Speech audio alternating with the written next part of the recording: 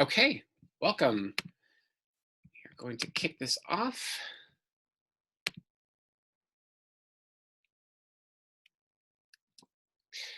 Okay. There's always one little technology thing here. Okay.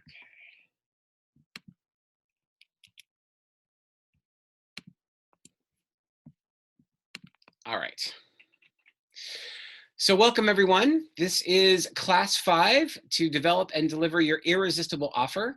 I did send out the homework ahead of time so that everyone can be working on this. Some of you actually already completed it, which is awesome. And you may want to make some updates after we are finished for this evening. So what I'm going to do is I'm going to kick us off and thank you all for being here tonight. I sincerely appreciate it. Tonight, what we're going to be doing is we're going to be talking about what is an irresistible offer.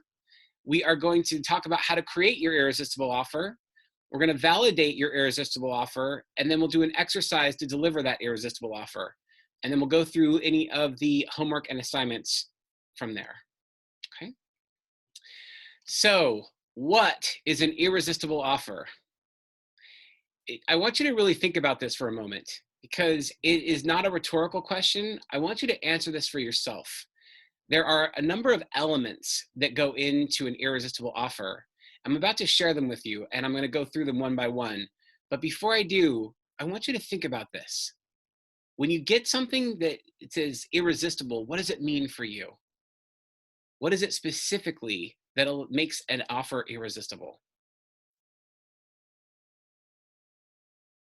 Oh, Sharmista, please. I saw Sharmista raise her hand. Can you help her with that, Donna? Oh, hold on. Let me see. I can, Bill. Okay, great. Go ahead, Sharmista. Hi. So an irresistible offer is something that I would want to pay for pay for, but or the client would like to pay for, but is getting free and yeah, for myself, like I want something to pay. I would anyway pay for it, but I'm getting it free. Okay, great. Excellent. And free is definitely either a low cost option or a free option is always a good thing to consider as part of your irresistible offer. And the reason I'm asking these questions is because we're looking at it in this context, right? Which is, what would your ideal customer be crazy not to take you up on this offer? So it's not just something that's a good offer, right? A good offer is a slight discount or something that something they're interested in, and there's like, I might try to check that out. But what makes your ideal customer to be crazy not to take you up on this offer? That's the first thing we're gonna look at. And then, what will strike fear into the hearts of your competitors? If you're directly competing with another group, if you were to ask, this is what I'm offering, would it just make it really terrifying for somebody else in the space? So for example, when Zappos had decided to put free shipping both ways, it completely transformed the way people thought about shopping for shoes. Because up until that point, the free shipping was only to send it to you, but if you wanted to return something, then it was going to cost you to send it back to the company. They eliminated that and made it free shipping both ways, and it struck fear into the hearts of all of their competitors in that space. Are you truly adding value to your ideal customers, or is it just talk? That's one of the other things we're going to be taking a look at, which is to really see what is it that's adding true value and in what ways. So how are we adding value to the customers that are really changing something in their lives, as opposed to something that's sort of a nice to have, or it's a marketing spin, right? That's not what we're doing tonight. Would your ideal customers rave about your offer or just be happy they got it? There's a real distinction there. If you're talking about the idea of, hey, how could you, would this be something you talk about? Would you tell a friend? Would you share it with somebody else? Right? These are all the things you want to be thinking about, because if it's just an okay offer, they might accept it, but they're not going to be telling everybody else they know about it. So if you're truly trying to make an offer irresistible, you really want to be in that space where they just can't shut up about this offer. And does it pass the please don't tell test? I'm going to tell you what that is. And Donna, by all means, interrupt me if someone has a question or they want to put something in the chat. You can stop me, and I'll address any questions that come up as they go. Okay. Does it pass the please don't tell test? Well, what's please don't tell? So in Manhattan, you might find in lower Manhattan, there is a hot dog restaurant called Criff Dogs. And the name of the restaurant came because there was a guy by the name of Chris, who was one of the founders, and his business partner one day was just saying, "Hey, Criff," and he literally just came out wrong. Chris thought it was so funny that he just decided that that was going to be the name, was Criff Dogs.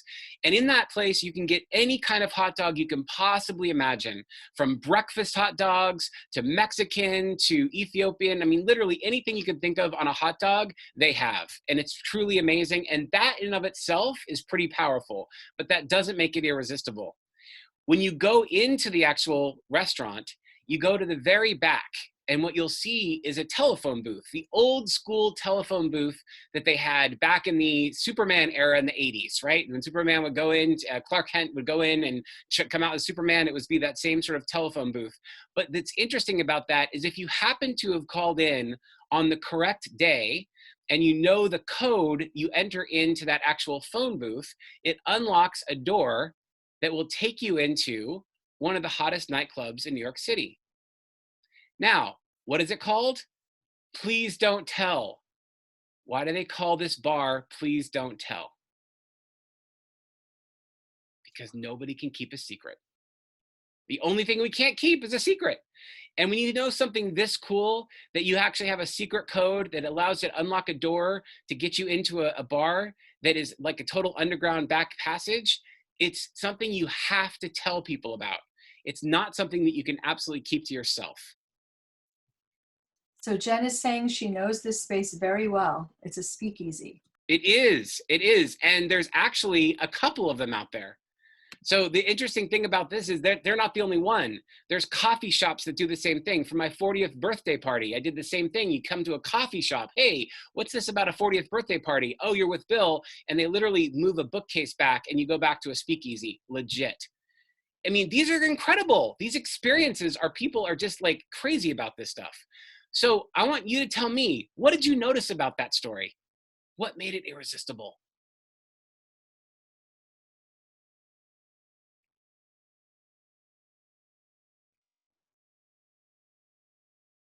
Anything else you want to add? Come on, don't be shy. I would like to say, Bill, it reminds me of, it's about being exclusive. Your offer is exclusive, similar to where, I don't want to bring this up, but how Bernie Madoff made his hedge fund so popular was because it was a please don't tell type of situation. Like that's exactly right. Had to be invited. That's exactly right. And it's a word of mouth, and the idea of feeling special, feeling exclusive. Mary, you put in the chat, you feel special or exclusive. Absolutely. And the idea there too is that the bar is kind of small. So it's a first come, first serve. So even though you know about this, you have to be one of the first 100 to get in, right? So it is exclusive. I want to show you another example. I don't know if you're old enough to remember Will It Blend. If you do, great. If you're not, you're going to be in for a real treat tonight. And I'm going to try to see if I can play this video. So let me just stop share here for a second.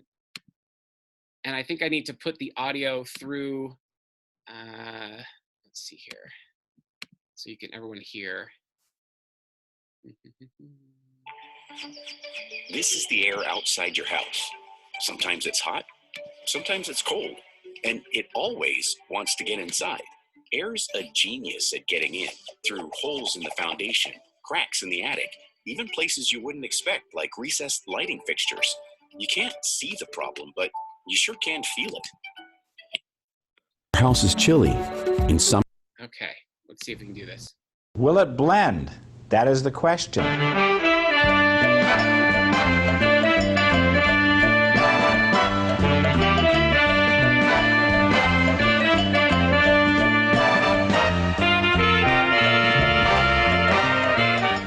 I love my new iPad.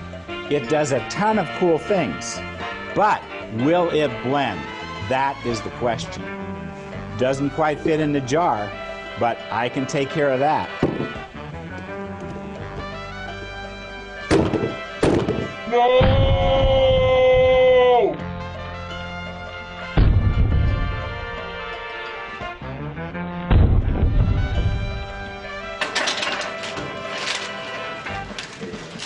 I knew I could get the iPad in a BlendTech Total Blender. I think I'll press the iBlend button.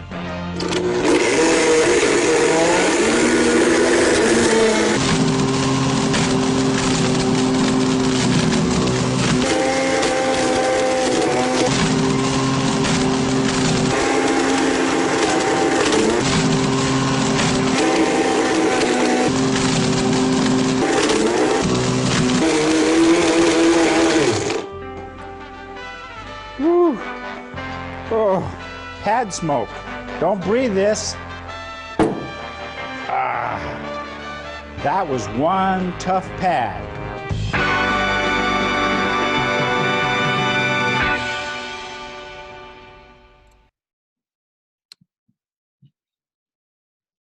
Okay. Let's see here.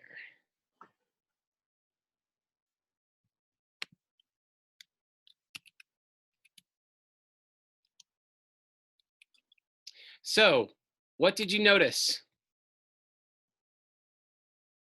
What did you notice?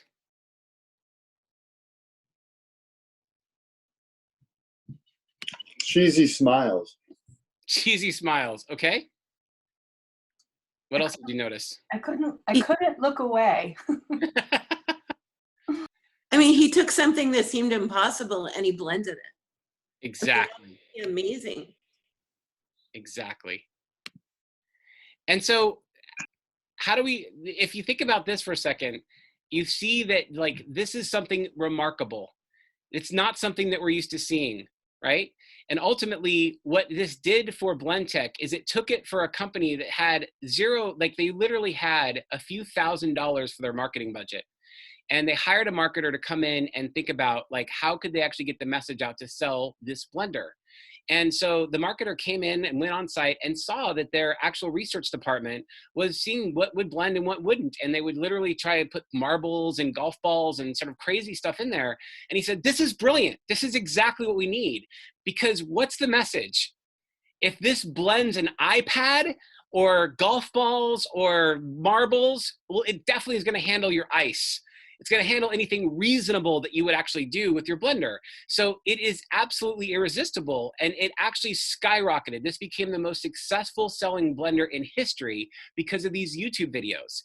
And what they did is they just responded to their audience, right? They would say, hey, you know, if you want to have us blend something, tell us what it is. What would you like us to blend? And there they would do it, right? They would do it every single time. I want to show you one more. And I think I need to do the same thing. Oops.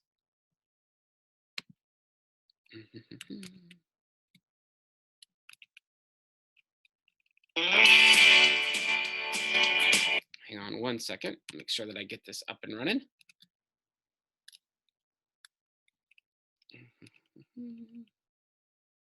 Here we go. So I'm going to share again and do it right here. Okay.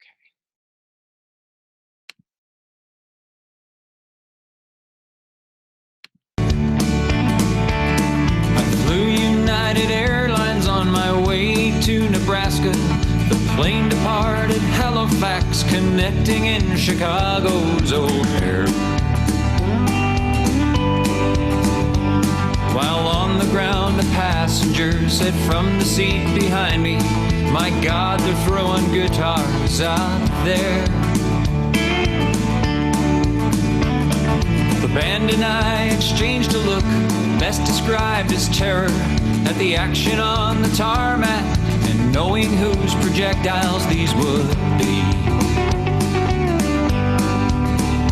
So before I left Chicago, I alerted 3 employees who showed complete indifference towards me. United, United,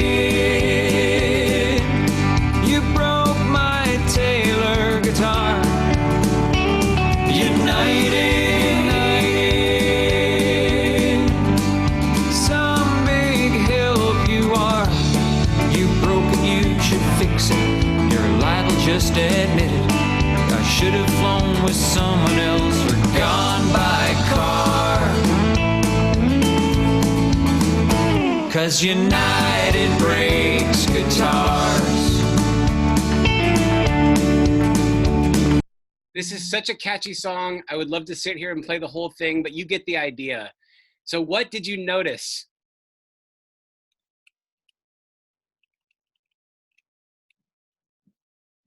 It was very dramatic with the guitar. Yeah, caught your attention, didn't it? Yes. And how does that make it sort of like irresistible? You have to watch this. You want to hear the song. What is it? What shows up for you when you're watching a video like this?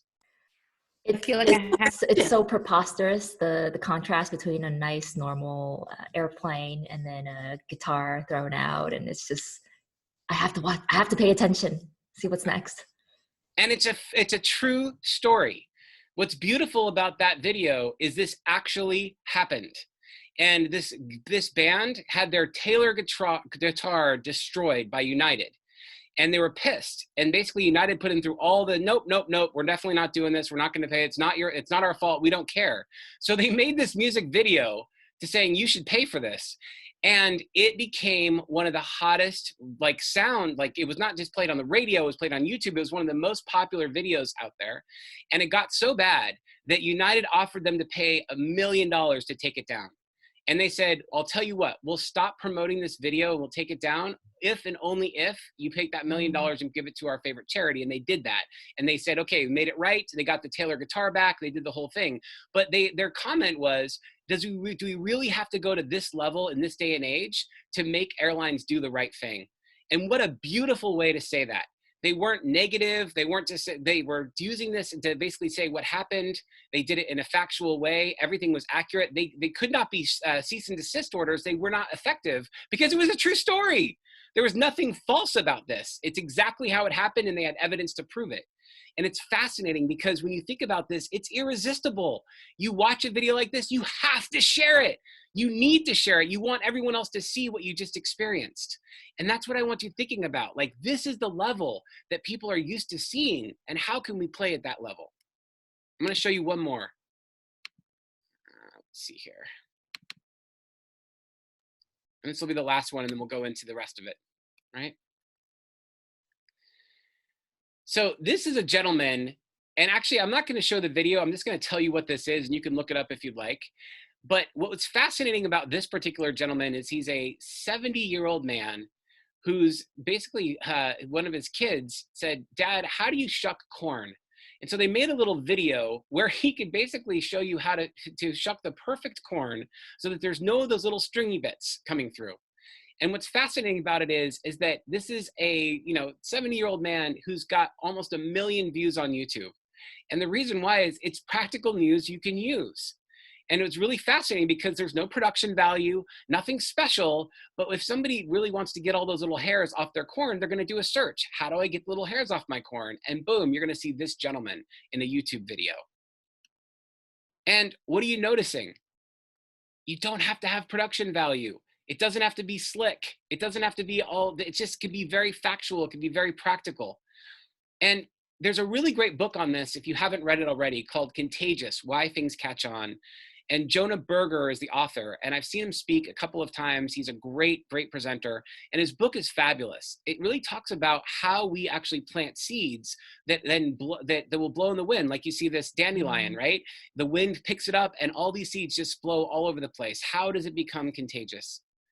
And he creates something called the STEPS model. And it's social currency, triggers, emotion, public, practical value, and stories. Social currency is, will it blend? Well, the first person that saw Will It Blend said, oh my God. And they actually looked good by sharing it with their network, and their network looked good. And so it just had a massive ripple effect because everybody wanted to share this really incredible idea. Triggers, this idea of United Breaks Guitars has a trigger involved. It's like, yes, that's exactly how I feel when my airline mistreats me this way, right? And so there's trigger that actually brings something up inside of you and makes you really like angry, oh my God, or like you want to do something about a change that you want to see.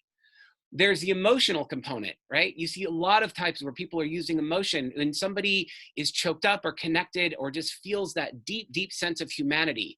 That also, that is contagious. Everybody wants to see it. Everybody wants to share it. I think the example there, not just United Breaks Guitars, which we just showed, but also Susan Boyle. You know, when Susan Boyle came up on America's Got Talent, or no, The Voice, I'm sorry, I don't remember which one it was, but when Susan Boyle came up and everyone saw this woman who was about to sing, and she didn't look the part. She wasn't the person that everyone was expecting. And when she opened her mouth, it was like an opera singer. It was beautiful, and it was so unexpected, and it moved the hearts and minds of millions and millions of people. The public piece of this, how do you take something that's private and make it public? The example that's used here is Live Strong. You know, Lance Armstrong, before he got into all his doping problems, he was part of this Live Strong approach where he had testicular cancer. And how do you talk about testicular cancer? It's a touchy subject. Most guys don't want to have anything to do with it. And yet this is the opportunity by having these little bracelets that you put on, these little yellow bracelets, it got people to be aware of testicular cancer in ways that it hadn't been before. Same thing, Ice Bucket Challenge, right? All of these things came from that place of how do you take something that most people don't want to talk about and make it public? The practical value was the corn example, right? The news you can use, and then stories. I want to hone in on stories because this is your best opportunity tonight. All of these examples are great ways to think about what's your story? What's your compelling story? What's the thing that's going to get you noticed? So, what's being offered? Why is it irresistible? In order for you to really take a good hard look at your irresistible offer, I encourage us to take a look at some other ones that you're familiar with and unpack them. So who can tell me, Amazon Prime, what's being offered and why is it irresistible?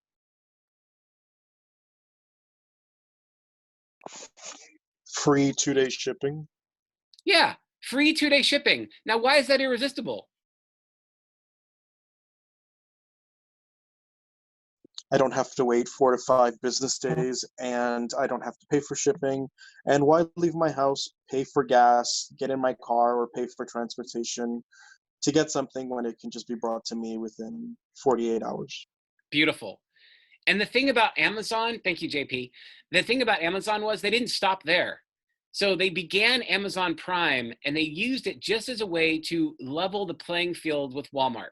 They knew if they were ever going to compete with Walmart, they had to reduce or eliminate the shipping aspect, because all things being equal, Walmart's going to outprice Amazon if you have to also pay for shipping for an Amazon item. So by creating Amazon Prime, they made it so that shipping is free. And if you're willing to wait, and now they even have 1-day free shipping, but between 1 and 2 days, you're going to get your item come right to your doorstep, and it's a click away. So now they reversed it. Now it's no longer the shipping that's the problem. Like, they eliminated that. Do you really want to get in your car and drive to Walmart? Or do you just want to click it and it'll be here tomorrow? I mean, that's the whole differential. Then they didn't stop there. They then said, well, let's compete with Netflix. And they used Amazon Prime, the same, like less than $100 that you pay a year. You now have a competing service, a competing streaming service from Netflix that goes up against Netflix, all for the same price. And they're continuing to tinker with this model. And what they're finding is it's a huge profit center for them. So what started out as a big cost and a real problem for their customer base is now one of their biggest profit centers when you look at their P&L. Now, what about this? QuickBooks, right? So you see 2 offers in the top right-hand corner, up to 50% off, the sale ends Friday, or start a 30-day free trial. So what's being offered and why is it irresistible?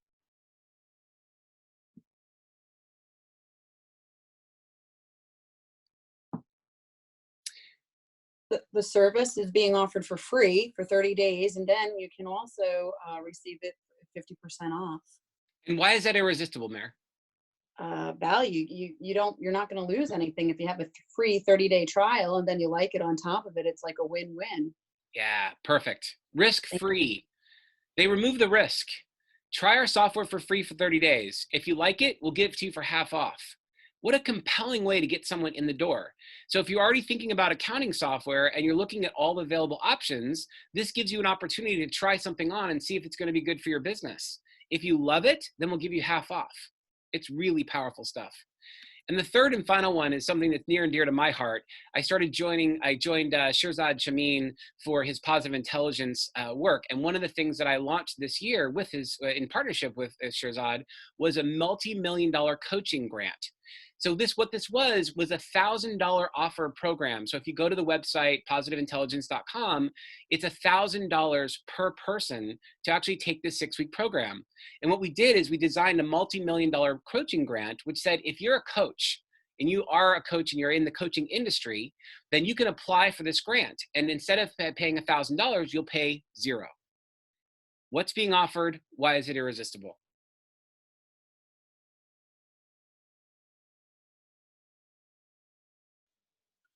By the way, Donna, can everyone put themselves off mute? Is everyone set up? Yes, everyone has talking permitted. I'll jump in and answer this because Okay, I did this with you. Yeah. What's being offered is a $1,000 program for free, and why it's irresistible is it's pretty amazing that you're getting that value. Yeah, there's no risk. There's 0 risk. If you get to do a 6-week program on mental fitness, at the end, you will essentially have new tools in your coaching toolbox. It costs you exactly nothing. And at that stage, you can either go away and have the app for free for a year, or you can convert into a coaching group where you are paying a small fee, but so what? I mean, you've already gotten all this value up front. You know exactly what the community is about. It was one of the most successful programs I've ever launched. And it's continuously doing extremely well with more coaches coming in every time we do our cohort. This was our 2nd cohort that launches on Monday. And I'm just showing you this because it's thinking different and understanding what is the real need of your audience. And what I want to share here is when you spot it, you got it. What do I mean by that? That when you see it and you're hook, line, and sinker, then you can just copy that. Yeah. And also that when you see an irresistible offer, you know how to create one. So the reason I spent all this time up front showing you these irresistible offers is so you can really think deeply about, do I have a good offer or do I have an irresistible offer? And that's what we're going to be spending our time on tonight, to take whatever offer you have and make it irresistible. So how do we create these irresistible offers? I'm going to first go right back to the beginning of our program and talk about the fact that we do not want to cast a wide net. In none of these offers that I shared with you was it trying to hit the world. No one was trying to go after everyone. The idea was to understand, what does your audience need? In each example, if it was QuickBooks, you're looking at the fact that they were figuring out, how do we get accountants to try software if they're not used to having this kind of software? Or new business entrepreneurs who are starting out in the world, they need to keep good track of their books. How do we encourage them to actually try this out and see if that really supports them? Or in the case of the coaching offer, it's understanding, what is it that coaches need and how can we support them, right? So what makes an offer irresistible? We get to be specific. This is not a generic offer. It is very clear what's being offered. In every example we just went through, you knew precisely what was being offered. You're delivering incredible value, even more than they could reasonably expect from you. So Amazon Prime, not only are you getting the free shipping, well, that's what I expect, but you get actually a service that's competitive with Netflix, where they're actually winning, all of the awards for the shows that they're creating, original content. So they're continuously thinking, how can they even upend it even further? You're demonstrating your understanding of their needs. So in each of these offers, you saw how they understand your needs. For Will It Blend, the ability to put an iPad in a blender, I get, you want to make sure this blender is not going to break. So if I can blend an iPad, what do you think I can do with whatever else you're sticking in this blender at home, right? I got you. And where possible, remove the risk. So many of these offers we showed, it was either 30-day free trial, a free offer, something that allows you, even the Blend Tech offer, you get it free for 30 days. If you do not like this, you send it back. Later, they changed it to 90 days. They were doing so well. They didn't have time to process anything other than just the orders. They wanted to give themselves time. So they did a 90-day free returns policy. It's crazy. And you want to make it time bound. At the end of the day, what you're really thinking about is, how do I get them to act now? This is one of the most important things, is once you've created an offer, you want to make it time specific. You don't want to let it hang out there. You want to put it up and take it down. In the work that we do, we want to think very specifically about what is the time frame we're going to leave that offer open and how do we shut it down. And you want to empower your tribe to give forward your gift, right? What do I mean by give forward your gift? Referrals? To tell other people about it. Exactly. Referrals and telling other people about it. Exactly. 100%. So the idea is, how do you make it easy to share? How do you make sure that the people that are actually participating in your offer it's not stopping there? Your best marketing is having an irresistible offer, because when your customers and your prospects can't shut up about what you're offering, it's the best word of mouth you could possibly get. Money can't buy. Facebook ads can't buy what a referral from a friend is going to come from. So do whatever it takes to get yourself a hell yes, right? This is what making an irresistible offer is. What's the, oh yes, maybe, kind of, sorta, to hell yes, I'm absolutely doing this. So with that set up, for those of you who have not started this process, this is your time. I want to be really diligent tonight about doing this work together. So I'm not going to ask you to go figure out your irresistible offer on your own. I'm going to ask you to spend some time with me tonight, and let's knock it out. Let's get it going tonight. And even if it's not perfect, we're going to step into what's possible. So take out your worksheet, and everything was sent was a Word document. So you can modify it directly in the Word document, or if you printed it out ahead of time, great. But we're going to start with defining the service of what you do. So you're going to list 5 different ways you could describe the kind of service you provide. Now, why am I asking you to describe your service 5 different ways?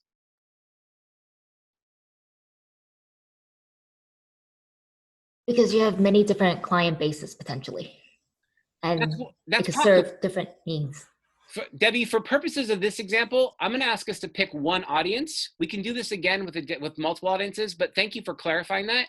If you were going to describe your service multiple ways to the same audience, why do you think we would ask for multiple ways to describe the same service to the same audience? Because different things are going to be important to different people. So you're almost like marketing to people's pain points that might be different, even though it's the same tribe. That's exactly right. Thank you, Donna. We're trying to look at what are the different ways we can share our offer. And we think about it like, okay, well, I'm a coach, right? So I offer coaching services. I mean, how many ways can I describe that? Actually, a lot of ways. And if you start to get creative, you can start to realize it's not just time for money. There's other ways I can think about how I service my value. What are the different ways I can describe what it is that I do? So I want you to write down what's being offered, and I want you to be as clear and concise as you possibly can. And my question to you is, how much time do you need to think about this?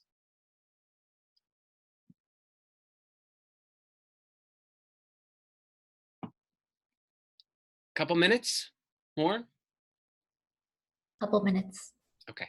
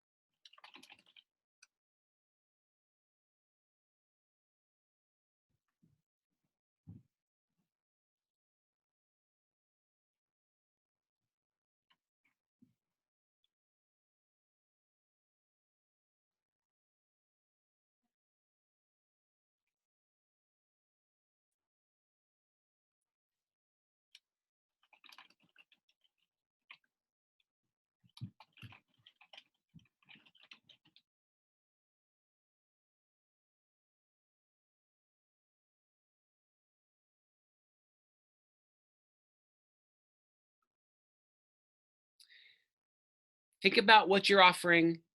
Think about how the most clearest, concise way you can really get to the heart of your offer. What is it you do? Think about it from the perspective of your actual ideal customer? What are they thinking about? What is it that they need? How can you describe your service of what you do in the context of what they need?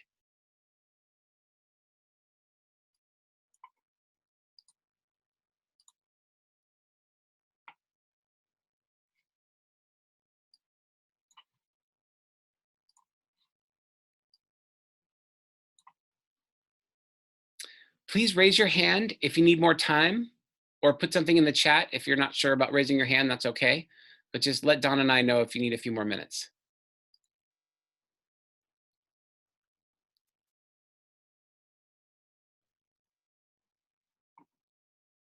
Okay, I'm not seeing any raised hands, so I'm gonna go to the next one. And I'm gonna go slow here because I wanna make sure everyone has time to write this out. So if you start falling behind, just let me know, or let Donna know, and I'll make sure that we slow it up. So step 2, what makes your service valuable? Why should your tribe care? I want you to list 5 ways you solve the different problems, fears, and desires that your ideal customer shares. Hint, this is about the needs of your ideal customer, not what it is that you do. This is what makes you do, I'm sorry, this is what makes what you do valuable. I can speak tonight. Yeah.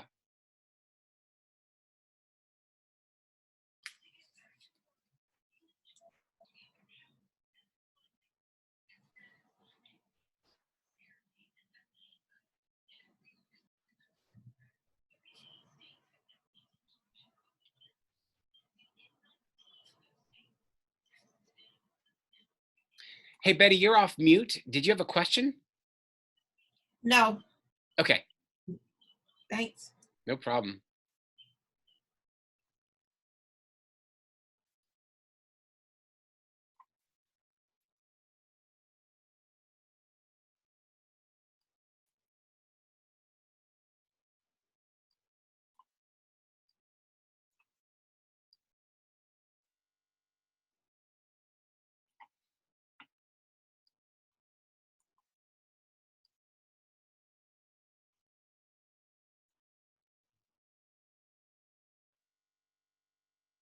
Really step in here.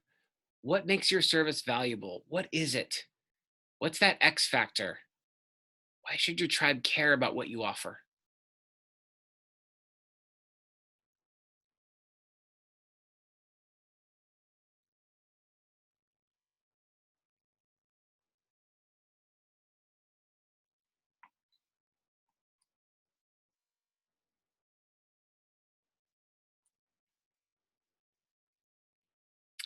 Who needs more time? Just raise your hand or chat. Okay, great. Give it another minute or so. Great. Good.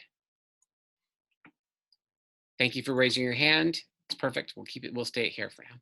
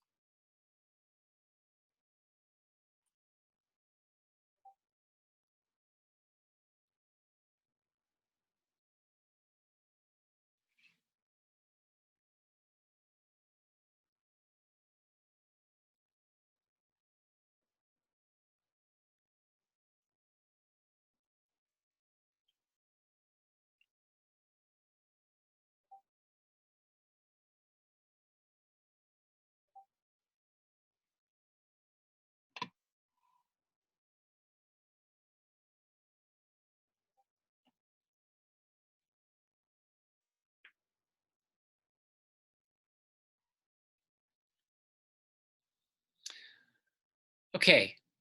Anyone still need more time? Is everyone good? Raise your hand or put a chat in if you need more time. Okay, not seeing anything. So step 3, if possible, remove the risk. What are the 5 ways you could remove the risk of your ideal customer buying from you? Note, you do not have to do any of these. It's simply an opportunity to explore, look, and discover what's possible. How do you remove the risk? Think about the risk in the offer. What's risky to your prospective customer, your ideal customer?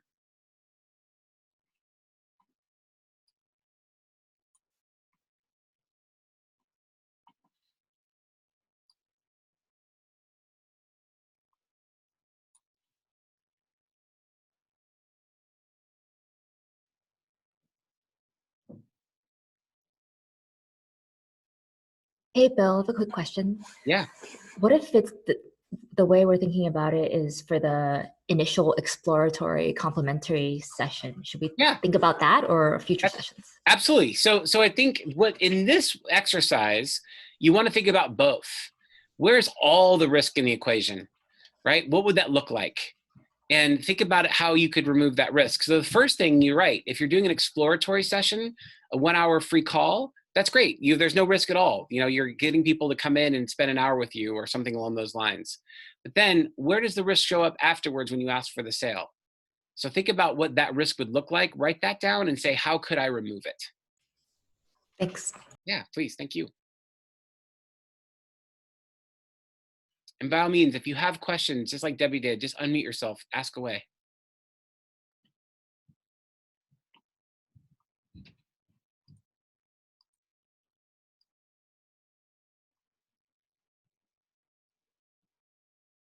Yes, Aaron.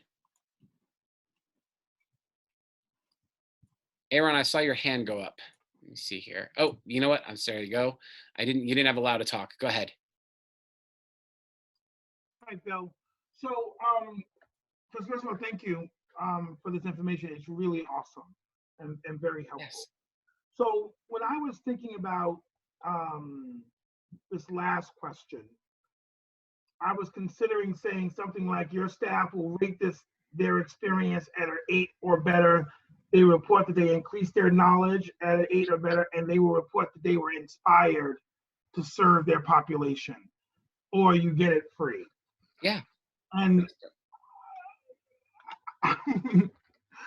while I want to do that, my butt is puckering, as yes, he likes to say. Thank you. And I'm wondering, can you talk about that? Please. The butt. That's a high risk game there. Yeah. So here's the thing. The first thing I want you to do is really play with this. And this idea here is I want you to notice the note here that you don't have to do any of these things. It's simply an opportunity to explore. And those butt puckering moments are perfect because you really do want to strike fear in the hearts of your competitors. And most people don't. So a true irresistible offer is a bit terrifying for you and your competitors because you're putting the risk on yourself. And you're really saying, I'm putting my own money where my mouth is, because if this doesn't work out, then I'm on the hook, which means I'm fully committed to earning your business. And I'm going to make sure that that happens. Now, there's a downside of that, right? Which is to say that people who don't show up or participate or do what they need to do may not get the outcomes. And that has nothing to do with you. So part of what you're playing with here is what's the risk for you and what's the risk for your ideal customer? And you're playing with both because you want to see how could I mitigate that risk.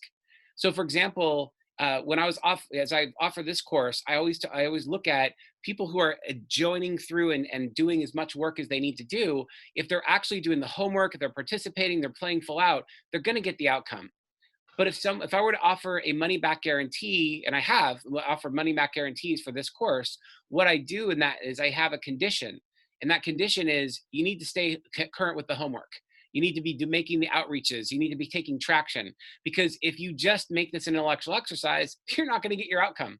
So I'm very clear about that up front. And even in the guarantee, I specify the terms. Because just because you're removing the risk doesn't mean you have to have all that exposure. So right now, I'm just asking you to have those butt puckering moments to figure out what's a little terrifying for you. And then we can explore how to mitigate that risk. What would be required on your customer side so that basically it's all about what you're doing in terms of adding value. And if they're not showing up or they're not participating or not doing what they need to do, that you're not on the hook for their lack of connection or their lack of commitment. Fair enough? Fair. Thank you. You're welcome. Thanks for asking the question. All right. Anyone else need another minute? Good. Okay.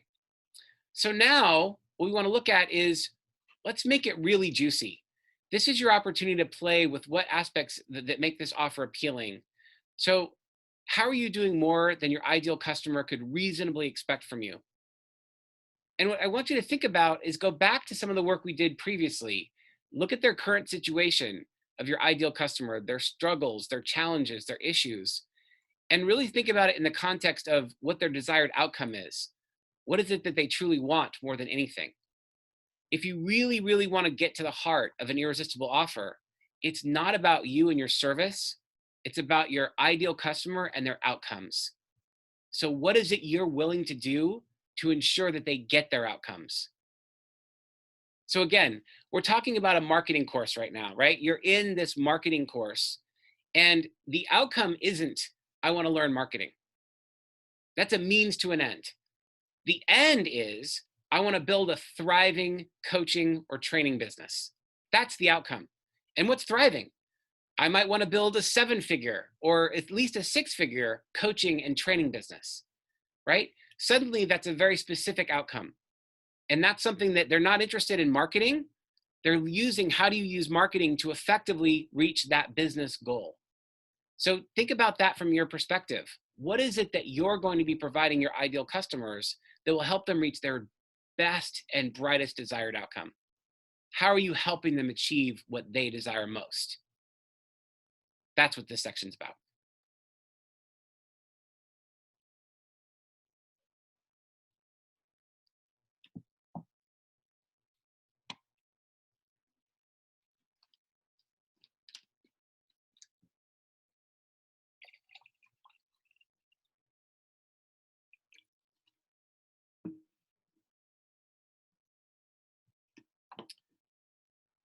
Who needs more time? You raise your hand. Okay, great. Perfect. And as you're raising your hand, if there's anything that you're stuck on or you want help working through, by all means, come into the space just like Aaron did, and we'll play around with it.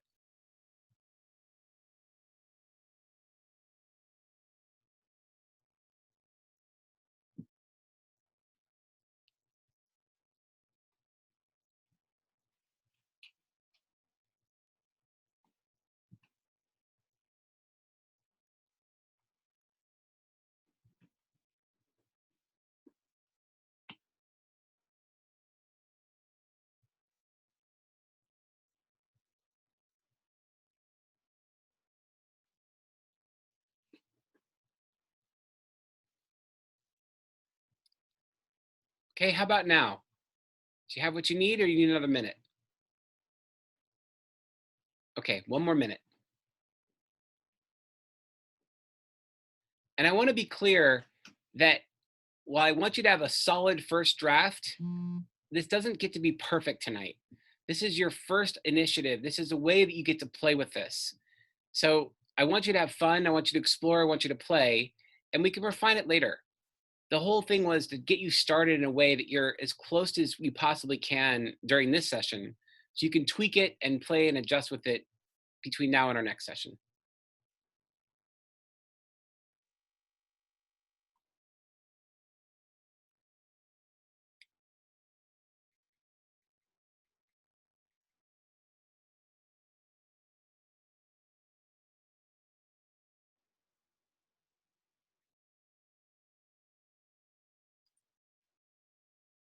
So you're asking yourself, what do they want more than anything?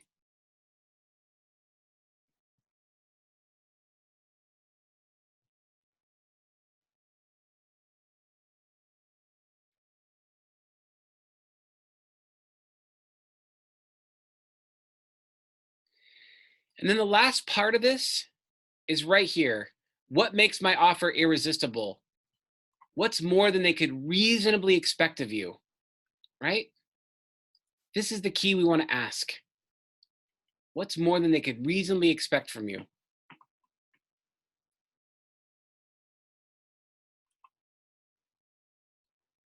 The example here is in the context of training.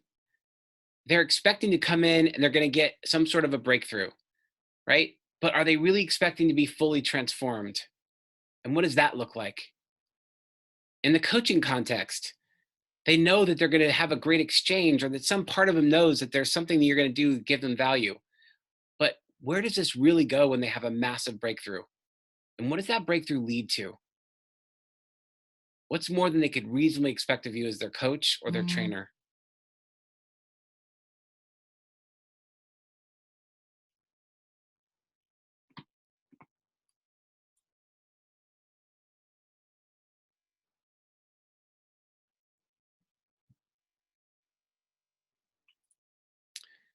How much more time do you need? Okay.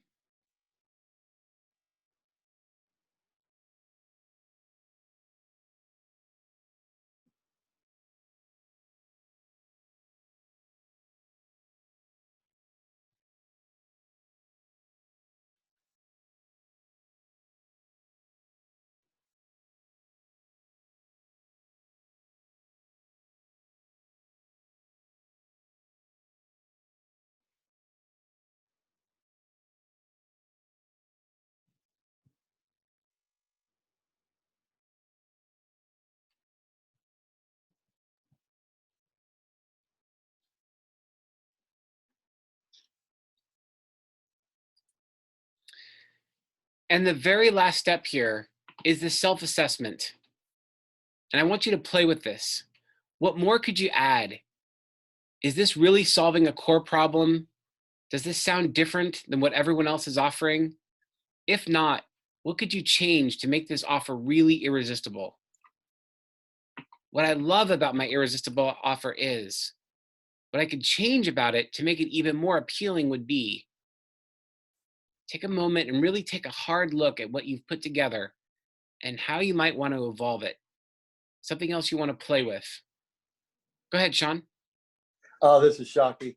Oh, Shocky, sorry. Yeah, that's okay. We're both listening. This was the question that really tipped the scales for me, Bill, because it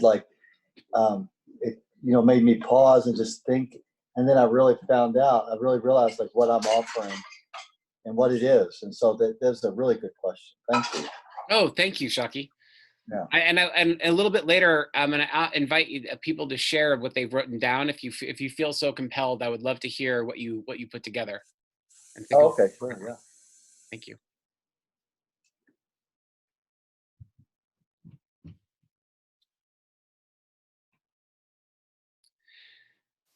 In about another minute, I'm going to go on. And again, this is not to cut you off. If you're still not finished, that's okay. This is really about deep thinking here and thinking about what it is that will support you. And the reason that I'm going to go on is because I want to give ourselves time to play around with it and see some other examples. And so understand that we're not done with this. It's more that we want to have some other things to think about that may spark some other ideas, ways to really go deeper. Think about how you can make an even more irresistible offer. So don't worry, you'll still have time to finish up as we go, okay? So I'm going to give you some examples. And the first one, I'm actually going to use what I started with. This course began as the Millionaire Coaches Marketing Playbook. And this was actually my exact irresistible offer. And it's a little lengthy, so I've had to shorten it down over time. But there are 80,000 coaches in the United States. The majority make $40,000 a year. I help struggling coaches build a 7-figure coaching business using my 25 years of marketing excellence working for Fortune 100 companies. For $5,000, I will show you how to double your current coaching business via my 12-week course. If you do the work and you do not receive at least 3 times the investment of the $5,000 during our 12-week engagement, I will refund your entire investment. I only want to work with coaches committed to building successful, sustainable, and high-value coaching practices. Tell me, what is it that is irresistible? And if you see something make it even more irresistible, I'd love to hear it. Why is this an irresistible offer? That you could make $15,000 or get $5,000 back, so there's no monetary risk. Your worst case scenario is you invest your time and you don't pay anything. That's your worst case scenario. Your best case scenario is you make at least $15,000 or more during the time that we're actually working on this together. Thank you, Debbie. 100%. And it doesn't have to be that extreme. You know, you could literally be in this place where you're having a conversation, a connection call, not a coaching call, just a connection call. You say, I heard you say that you're struggling with, and then you repeat the problem that they just articulated. Would you like a free 2-hour coaching session to forever eradicate this problem? Now, that's a tall order, to forever eradicate this problem. But at the same time, you're not telling them how you're going to do it. You're just telling them that you're going to create the space for them to be able to do it. And we know as coaches that we're just creating a space where the clients can have their own breakthroughs and really see what's in their gap. So is it possible in 2 hours to forever eradicate a problem? Yeah, it is. And if it doesn't eradicate on that first call, is there an opportunity to go further, to go deeper? Could you, as an expert, help them make sure that they get what they came to get? See, I want you to think about this because we're removing risk by giving a 2-hour free coaching session, which is a lot. Most coaches give about an hour, which is fine. And I'm not advocating you have to do this for everyone. But if you have an ideal customer, someone you absolutely know you can help and support, and it's exactly in your wheelhouse, the thing you do best in the world, this is an opportunity to step into that possibility and really show them what you're worth. Another example, and these are all real examples that I've used with other coaches that I've supported over the years. After becoming certified in clinical psychology, I realized that extended therapy wasn't always the answer in a person's life. After joining AA and being sober for over a year, I was convinced that there's more to recover than sobriety. Would you like a free 2-hour coaching session with me to experience what it's like working with a professional coach who's also a licensed therapist? This is a way to connect back to the other things that you do. As a coach and a trainer, that's not all you do. That's not your entire background. You have very unique gifts. How do you call them forth? Especially if that's something that the ideal customer really wants or needs. When I came to America, I left an extremely successful career as an engineer because all I wanted to do was help people. I can see that you're a working mother who's juggling her career and home life. Would you like a free 2-hour coaching session with me in order to strategize the best ways to further your career while remaining the powerful mother that you already are? You're acknowledging the conflict, the challenge, the opportunity, and looking at the desired outcome. How can you be an incredible mom and have an incredible career? How do you get to have it all? Right? Speaking into that desired outcome and thinking how you connect those dots. This was really interesting. There's actually a judge who retired and became a coach, and this was a fun one. As a judge, I spent years on the bench having all the answers. Lawyers would look to me to make the final call, and yet what resonated most for me was supporting those very lawyers who were questioning if they made the right decision to pursue a legal career. Would you like a 2-hour free would you like a free 2-hour judgment-free coaching session where you can talk about your fears, uncertainties, and doubts in a safe and confidential environment? Now think about that.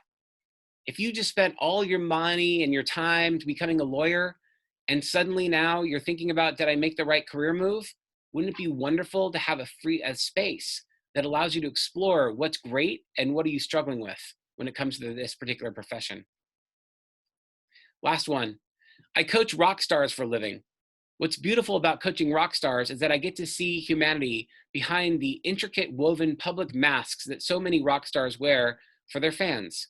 Would you like a free 2-hour rock star coaching session so that you can sort out what kind of rock star you wish to be now and in the future?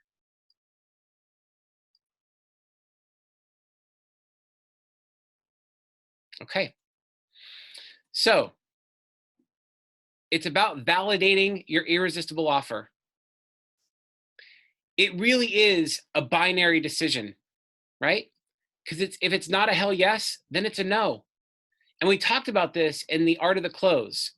And we really want to look at this idea of, hey, what's the distinction between a hell yes and a hell no? There is no such thing as a hell maybe, right?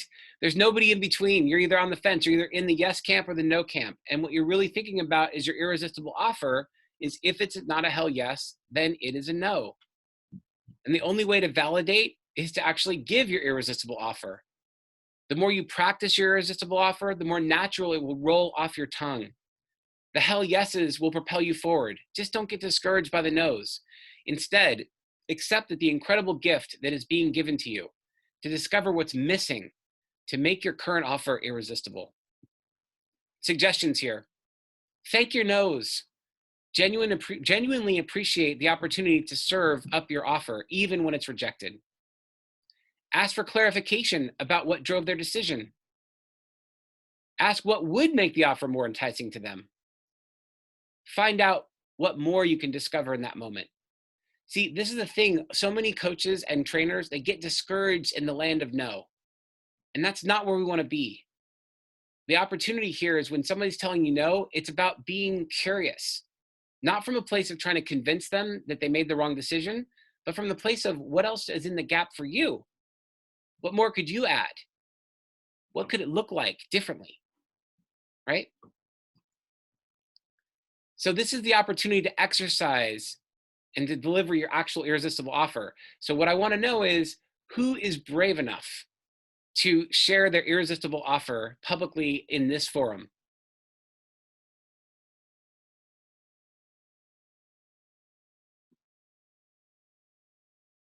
I'll do it. Thank you, Donna. It's always hardest going first. Thank you for being a leader. No problem. So do I read through like my 5 different, like, do I read through the whole thing? You can if you'd like.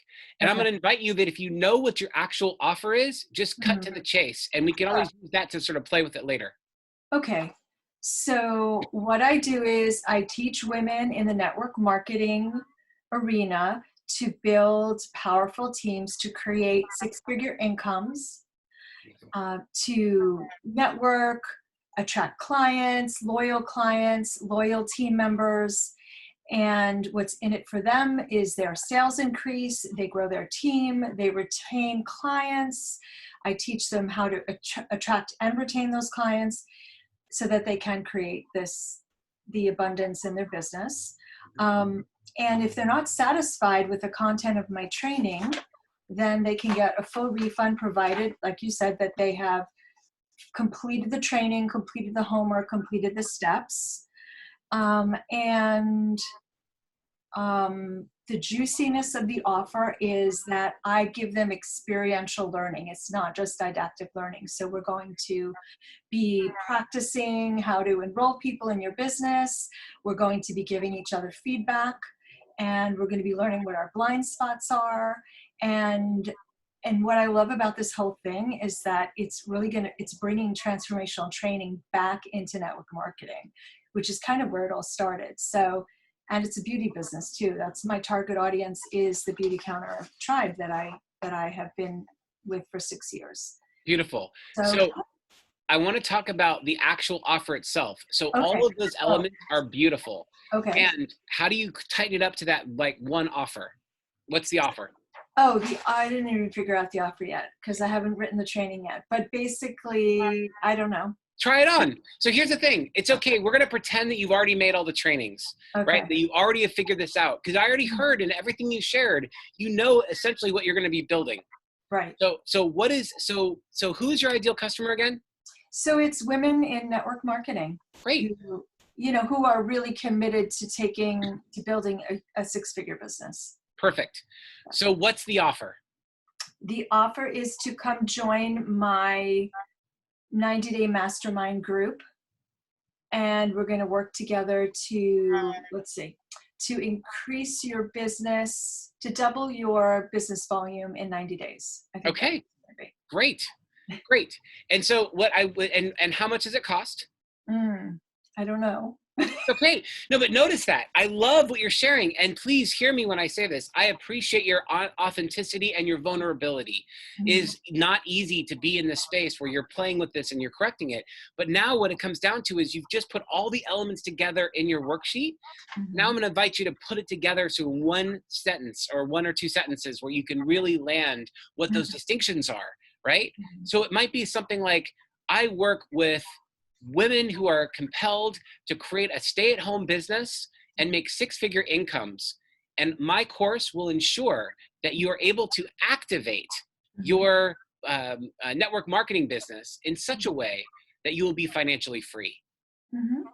Okay. Something like that, right? And it costs this much money and over this much time. And you want to think about that. Is it $1,000? Is it $2,000? What is it? And is it $5,000? Whatever that number is, you want to be very able to say it and not flinch, to really be in that space where you've practiced your irresistible offer over and over so that it just rolls off your tongue. Got it. And can we do we do like market research to see like what these kinds of trainings usually get out in the market, or do we just throw a number out? Like, what do you recommend? So here's the thing. The question is, what is the value that you deliver, and what do you think that should be? Now, you can definitely do market research. I'm not saying don't look at what your competitors are charging. I would never suggest that. But at the same time, what ends up happening is you start to position the training and the cost of the training relative to what the market is doing. But oftentimes, the market's just copying each other. So what I'm going to do is, before you go out there and look and validate what's being charged, I want you to really think about, what would it be like for one of your ideal customers to reach their goal? What's the value for them to be able to do? And even if it's just the first few $1,000s that they make in network marketing, there's some staggering statistics out there, Donna. You're one of the lucky ones. It's like, there's a lot, when you look at the overarching call of network marketing, most people struggle in it. Right. And so if you're able to help them go from I don't even know what the percentages are, but the high percentages of people who go into network marketing but don't really make a lot of money at it, and switch them into the space where they're the ones that are actually the standouts, the 2% that are killing it, right? How much is that worth to them? And you actually have the credibility because you've done it. So your track record gives them confidence and certainty that you know something that most network marketers don't. Yeah. So as you step into that power and certainty, that's what's going to really show up. Great. Thank you. Thank you. Thank you for playing. I appreciate it. Sure. Someone else want to play? Okay, I'll jump in, Bill. Yes. Thanks, Shockey. Okay. So my offer is that, let's see here. I haven't formulated it completely, but what makes it stand out is that I do a 3-month program for people that I'm targeting people with bad knees, right? They have cartilage missing, they've injured it, they're not able to stand comfortably, they can't move around easily. And so there might be bone on bone, so to speak.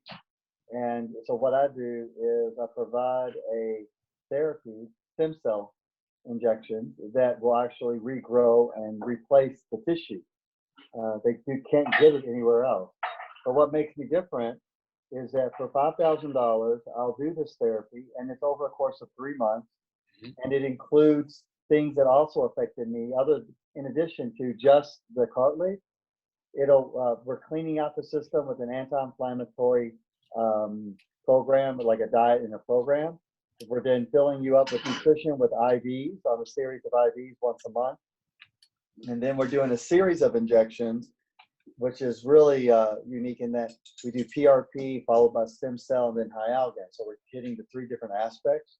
And then the last bit is the ancillary care, like the physical therapy, bracing, and then training, so that they can not only have a new knee, but have a new life.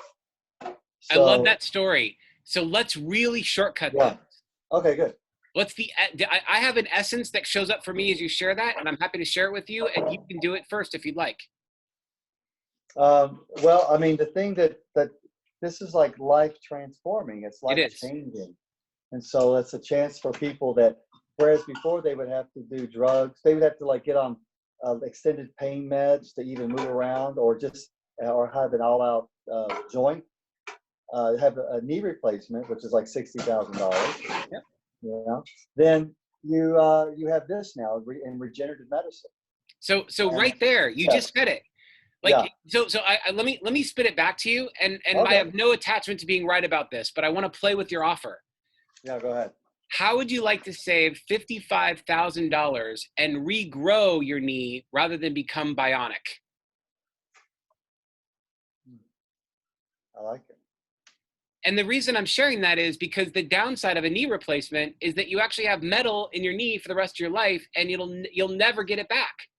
So if you really can use stem cells to regrow your knee, regrow it specifically there rather than replace it, not only are you going to save $55,000, but you won't have to have any metal in your knee for the rest of your life. Right. Sign me up for that. Yeah. Oh, I like it. And the thing about it is, when you focus on the 5,000, it sounds expensive. When you focus on saving 55,000, it sounds cheap as hell, doesn't it? Well, yeah, because even if you have insurance, the co-insurance that's involved with the surgery is going to be more than $5,000. There you go. So I'm going to show you how to save $55,000 and regrow the broken parts of your knee so that you don't have to have metal for the rest of your life. Right. I mean, that's compelling. So play with it, right? There may be other things too, but think about that part of it. It's like, it doesn't all, we talked about risk reduction, but here's the thing. The risk is if you go into a knee surgery, then and it doesn't go well, you have to have another knee surgery, right? Yeah, exactly. So we're not even talking about the first 55,000. It's like, what's the next one cost you if they doesn't get it right the first time? Yeah. And both my father-in-law and my dad have had their knees replaced, and it is a terrible, terrible experience. Yeah. So I want to talk about that pain. I want to dig into that and let people understand, like, the recovery after a proper knee surgery is just ridiculous. It's months and months on time, and it's like very painful. This is not. So this is 3 months. Totally. 3 months and you're done. And you're mobile, by the way, aren't you? Yeah. Yeah. So what do you want to do? You want to spend $60,000 and be immobilized in your house? Or do you want to spend $5,000, regrow the cartilage that you've lost, and actually have a better knee than when you were a kid? You know what I mean? Like, it's like you're going back to the basics. It's whatever it is. And you start to play with that and have a lot of fun, but that's brilliant. Can I just have one follow-up concern? And that is that, you know, like a lot of things, like with me anyway, I'm on this cutting edge, right? Mm-hmm. And it's regenerative medicine. And the risk is that people don't know it, that people don't understand it. Sure. That they are suspicious of it, and et cetera. So that's where I get to meet them, but because there's a bit of a consulting sales involved with this as far as educational, you know, that the risk is, you know, because I'm prepared to give them 30% off even for testimonials and for content and the like, you know, like that. And I'm gonna urge you not to do that. The 30% off. And here's why. There's actually a really great case study you can look up about laser eye surgery. And the thing is, nobody wants discount laser eye surgery. And so there was actually a company that was struggling because most laser eye surgeries were like over $1,000 per eye. And this particular eye, these surgeons realized they had a better technology that would essentially make sure they have fewer mistakes than anyone else in the marketplace, and they could do it for half the cost. So they thought, great, we're going to go out there and say $500 per eye instead of $1,000 per eye. And they had nobody come through their doors. So they actually tripled the price. Instead of going at $500, they did $1,500, and they were actually the highest ones on the marketplace, even though they could have the lowest cost, and their sales went up the roof. And the reason I'm sharing that with you is, when it comes to health, price is used as a barometer of value. So on the one hand, saving $55,000 is a huge benefit. But when you talk about giving a 30% discount, what you're doing is you're creating doubt and uncertainty where it's not necessary. Because you're right, it's new. But that's the thing, nobody wants to be a guinea pig. But at the same time, it's like, look, here's what's going on. This is regenerative medicine. And traditional science doesn't want this right now because it's taking away from the orthopedic work that's out there. And it's a big business. And we're fighting against big companies. But if you look at that's it. Big Pharma can't get a hold of it because it's a tissue transplant, because it comes from umbilical cords. So they can't patent it. So then they can't control it, and Big Pharma, then you can't get it. It doesn't get the big splash. That's right. People feel comfortable. But then I ask everybody, like, you know, like, well, so, you know, there's plenty of things that your insurance covers that fail. So for sure. Why do you like rely on that? But it becomes a money issue, and then I hit them with this. But that's given me some great ideas. Thank you, Bill. Yeah, and the last thing, Shaki, is if people are worried about money issues there, then what you can do is you can spread out payments or give them terms, right? So there's ways you can sort of not discount your price, but also still be able to give them some flexibility so that their payments are in such a way that it gives them a little bit of breathing room. So play with that, right? That could be Yeah. the other part that makes it irresistible without giving discounts.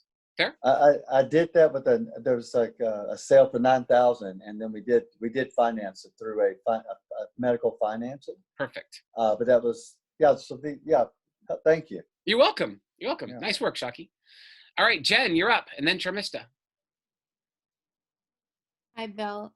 So this is something new that I've just started, and I did a few recently for my media company. So I'm collapsing all my passions together as a coach and as an owner of a media company who's worked in media.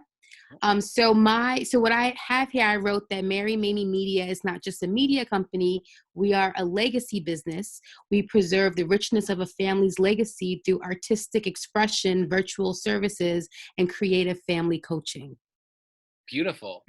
I love the legacy, preserving legacy. There's something really beautiful about how you position that. And so the idea is, what is it that you do when it gets down to how someone preserves their legacy? So the first thing I'm offering is at the tender moment of a loss of a family member, and they want to have a celebratory virtual global reach, because I do put that in there that we are a global reach, to celebrate the life of a loved one. I also offer them a legacy package, and that legacy package is to preserve the legacy of that family member, but also to preserve their own family legacy and have they thought about that. Yes. And to provide family coaching in that space, and also in the media aspect of it, I would edit a film for them. So it could be like 8 minutes. The last one I did was 8 minutes. I did it for free, and that was a lot of work. There was 2 days of editing, and then but then I can do. And I've been looking at competitors that do 30 minutes. Or 100, or 60 minutes, and they charge like $4,000 for the service. So, so that's my business, is the coaching aspect and preserving it and a time capsule through media. What's beautiful about what you're sharing, and what I invite you to explore, is how to connect this back to people who are getting up in the years, and are they themselves looking to preserve their legacy? Because one of the things I'm finding is people that are in their 80s, are looking at this, what is my legacy? How will I be remembered? And the challenge is, while you can choreograph your funeral in the context of who do I want to be there and what do I want to say about it, the fact that you can't control any of that. And so what's interesting about the legacy aspect is there are many people, especially people who are well off, that are trying to figure out, okay, well, I'm going to donate this amount of money to my favorite charities. I'm going to give this much to my family. But oftentimes they haven't thought past a cremation or a cemetery ceremony, the actual plot or the cremation, and they put that into their will. But this becomes a really interesting thing to have a conversation with them about. And you have alignments here with people that do trusts and wills and things of that nature. There's a whole separate sect of this, of people who want to preserve their own legacy on their own terms, because that's what happens, is that you are leaving your legacy to the chance of your heirs, and they may or may not promote the things that you want to be remembered by. So what's interesting is you have two audiences here. You have the people who have just gone through that tender moment, and how do they basically figure out how to honor the person that just died. But then you also have people who know that they're getting close to the end, and they want to be preserved the way they want to be preserved. And they want to have that memories the way they want to have those memories. And the ability to hire someone like you who's an expert in this field could be very appealing to them. Because when they think about death in the context of like the logistics, you're like offering something much greater. This vision of what's going to be remembered long after the funeral and even the grave site is done. It's so genius, Bill. Thank you. I love that. And because I was like, how do I pitch that I have supported the vision. I have actually provided vision for like Hugh Jackman's The Greatest Showman. Yeah. But now that I'm bringing it home to create your vision, what you want to be remembered. Yes. For and as and so that's, I love that. So thank you. Play, have fun. Yay, thanks for sharing. Appreciate it. Okay, Sharmista. So, Bill, it's coming out really raw. I have to work on the languaging, Okay. but sharing the idea Please. that my goal is to reach out to offshore manufacturing fashion companies, starting with India, Mhm. and first have a workshop or a webinar of 7 weeks, Okay. having 20 to 25 participants of 500 to 1,000 each. And that will cover various aspects of the industry here, how to navigate through COVID, what's coming up, and things like that. And my irresistible offer is, so I'm working with a partner who is in China. Yep. And the irresistible offer is to offer 2 week of free, not 2 week, 2 sessions of follow-up, like a seminar or like a workshop on the industry. And then I just came up right now to have like nobody's traveling right now, and everybody's, it's more digitization and all the, runaways, the shows, the fashion shows and presentations, everything is on like web. Yes. So I just now came up with this, that maybe having a subscription service twice a month. One is to give an update of what's happening, because US is one of the biggest consumer markets.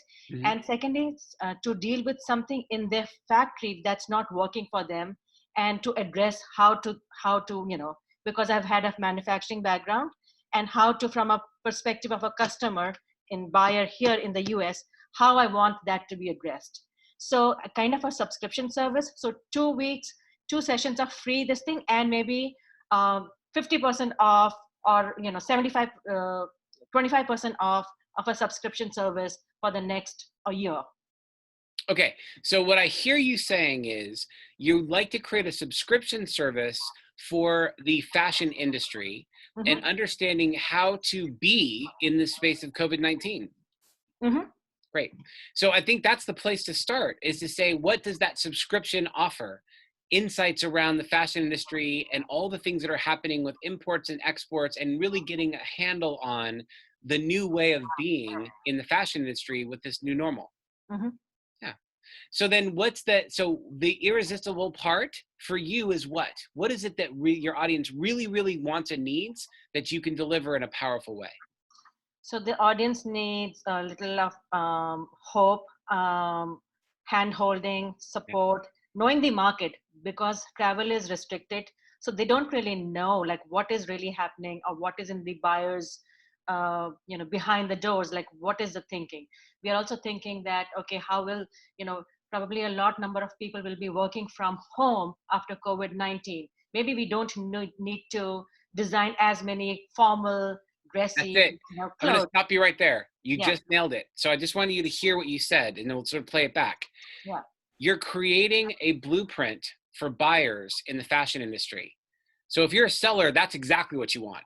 Well, like, what are the buyers thinking behind the boardroom doors? Like, what is it that they really want? So you get to help them become a fly on the wall to understand what buyers are dealing with now. So now that the COVID-19 crisis has happened, what is it that buyers are thinking about in their future? And how can you as a supplier be one of the people that they're thinking about in this time?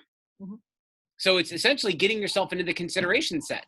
Like this, you're going to show them the blueprint for what the buyers in the fashion industry are thinking right now, because you're one of them, right? You're someone who actually knows all these things. And so you can actually say, here's my expertise, here's what I do. And by the way, I'm going to show you exactly as a supplier what you should be doing right now in this time, so that you can stay and remain relevant to those who you want to buy from you.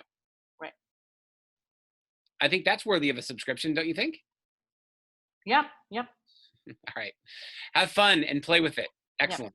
Thank you. Thank you. Thank you for sharing. Appreciate it. Okay. So what I would like to do now is I was going to do another visualization exercise, but I think we're running out of time. I'm going to just go through it quickly, and I'm going to share with you some key things that you can take away. If you're still struggling with this a little bit, I'm going to share with you some information, but I want to make sure we end on time in the next 5 minutes. So I want you to get out of your head and into your heart. Imagine you're in front of your ideal customer right here and now, and what would you offer them, right? Just like we example with all the examples you just heard. And practice is an opportunity to learn, right? think about then saying, I guess I could do that. Let me think about this and get back to you. What would you say? Gosh, 2 hours sounds like a lot of time and I just don't have that kind of time right now. Thanks for the offer, but I'm going to take a pass. What would you do? What would you say? What comes up for me when you say free is that there's got to be some sort of catch. What are you selling? I want you to be thinking about these things because this is literally going to come up when you're having these conversations, and you want to be prepared for the objections that are likely to show up in the space. Hey, thanks, but no thanks. I'm just not interested in that. How do you respond? Right? Maybe. I'm not sure. When can I get back to you? And I'm not sure that I could block off a 2-hour time slot. Can I give you 15 to 20 minutes? What do you say to that? Right? So again, I'm not saying this is going to happen, but I want you to be thinking about possible counter offers or rejections to your offer and what you can actually say. And then what do you take rejection personally, or do you really see it as an opportunity, as a gift? Right? Are you learning something about yourself in the exercise of going in and engaging with your audience? Do you feel differently if you knew that for every 10 people you ask and give your irresistible offer to, you will on average get at least 1 to 3 hell yes responses? This is something I didn't really emphasize enough in the art of the close, is that this 10-to-1 ratio, people have built their entire businesses on this 10-to-1 ratio, knowing that the land of no gets you to yes. And it's really, really important to understand what are the objections, as Donna said in the chat, so that we can actually correct their concerns and address those concerns. Because those concerns are what will lead you to the yes. But what's really key about this is to really understand that every time you get 9 no's, you're due for a yes. So we want to embrace the no's. We want to be excited about the no's. We want to really pull them in, because essentially you're getting 1 step closer to yes. And so think about that. You know, how many times you're actually reaching out to your audience is that it's what's going to build your business. When you go to the gym, which rep gives your body the most benefit? Is it the first 2 or 3 or the last 9 to 12 in a set? Right? How many reps are you currently doing now to build your training or coaching business? So this is a recap. I'm going to just put this up here for a minute. These are all the things we wanted to do in the irresistible offer. It's, look at the deep desire, presenting your offer clearly, backing up your offer with proof, displaying a clear ROI, giving an astonishing guarantee, using urgency. So I'm going to have all this. You can share how to overcome these objections. I'm leaving this up here so you can read it, play with it, go back and play this video. You can pause it here and go through it. But the main thing here is traction. The main thing is traction. How do you get unstuck? You're putting the action in traction. And I will keep reinforcing this from now to the end of this course. What gets measured gets improved. Thank you to everyone who sent in their Excel files. That's really important to me. Even if you're just putting zeros on the Excel file, it's continuously looking at how you're tracking your day-to-day activities. Your daily practices is what will build your business. So really focus on this weekly activity report. How many connection calls are you having? How many invitations are you giving? How many people are you creating powerful conversations with? How many people are you proposing your services with? And how many clients are you building? What gets measured gets managed. And if you're only willing to do what's easy, life's going to be hard. But if you're willing to do what's hard, life will be easy. So the next steps and the homework. All we're asking for this week is to refine your irresistible offer. You've already done it. You've done all the work. If you haven't already done so, fill out the weekly coaching activity report. This is the pink section of the Excel file within the next 7 weeks. So you can say, here's what I'm planning on doing in the next 7 weeks. And then each week, I want you to make sure that you're completing your daily activity report for week 5. So here's what I did. Here's what I accomplished, just from a place of discernment. No judgment. Here's what I did. So you can keep looking in that week to week, day to day, and see exactly what kind of activity you're having. Please send all the completed homework to bill@billcarmody.com no later than 24 hours before our next scheduled class. And the last thing I want to share is this one of my favorite quotes. Yes. One thing. So every week you want us to send you our weekly report? I do. It's okay. basically, okay. It's an accountability. So every week you're doing this to share with me what you're up to. And again, this is not for me to judge or for you to judge. It's really to say, how did your week go? Right? Got it. Does that help? Yeah. Great. Thank you. So what you get by achieving your goals is not as important as what you become by achieving your goals. Henry David Thoreau. So we're looking at sort of what you are becoming in this process. It's not about the achievement, it's what you become on the way to achieving those goals that really, truly matter. I want to thank you all for participating tonight. You all played full out. I appreciate everyone who spoke up tonight. And please, if you have more questions or you want to play with your irresistible offer, do in fact go to to Slack, post your questions, ask for support. We have a great community here. People are always willing to support each other. And I really invite you to just take advantage of the community we've created. And I want to thank you so much. And we're going to stop there. Thanks, Bill. Thank you, Bill. It was wonderful, Thank Bill. you. Yay. So, Thanks, Bill. thank My you. pleasure.